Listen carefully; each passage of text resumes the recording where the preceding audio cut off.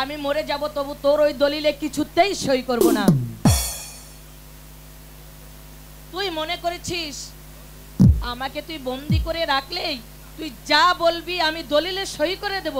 কখনোই না, তা কখনোই হবে না। আর তোর সেই আশা কোনোদিনই পূর্ণ হবে না বেঈমান। আরো শুনে রাখ বেঈমান,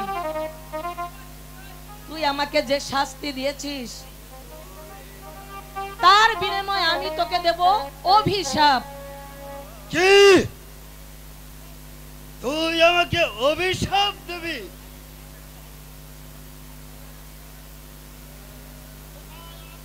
কোথায় আদেল?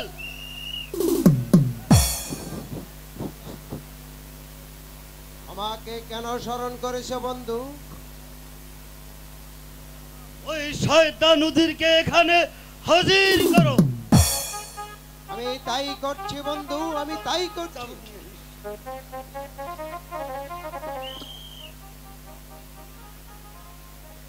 বেঈমান, তুই ভালো চাস তো আমাদেরকে ছেড়ে দে। ছেড়ে দিব ঠিক, আমার কাজ হাসিল হওয়ার পর। এই নিন বন্ধু চাবুক। উজির সাহেব, যতক্ষণ পর্যন্ত আমার প্রস্তাবে রাজি না হবে ততক্ষণ পর্যন্ত ওকে চাবুক মারতেই থাকবে। চালাও চাবুক।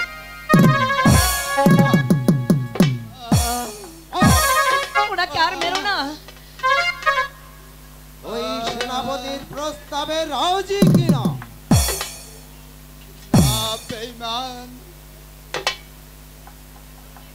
ওই শয়তানের প্রস্তাবে আমরা কোনোদিন রাজি হব না। আমি জীবিত থাকতে আমার অন্নদাত্রী মায়ের সাথে আমি কোনোদিন বেঈমানি করতে পারবো না।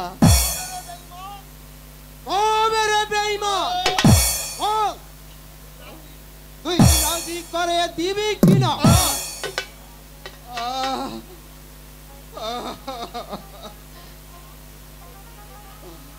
আজ সহ্য করতে পারছি না।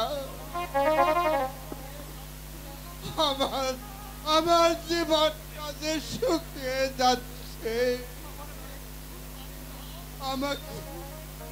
আমাকে একটু পানি দাও।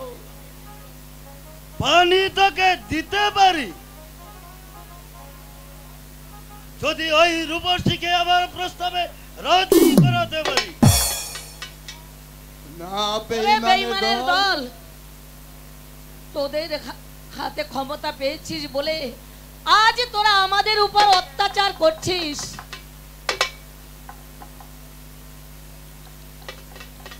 তোদের হাতের পানি না খেয়ে আমি বিষ খাবো, তবু আমার ভালো।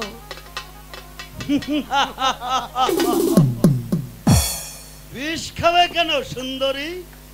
আমি তোমাকে শরবত খাওয়াবো। বন্ধু, ওদেরকে কারাগারে নিয়ে চলো।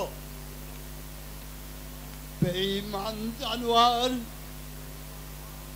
আজ যদি আমার হাত দুটি বাঁধা না থাকতো তাহলে তোদেরকে আমি জবাই করতাম। সে সুযোগ আর তোরা পাবি না, কোনোদিনও পাবি না। চল আমার সাথে।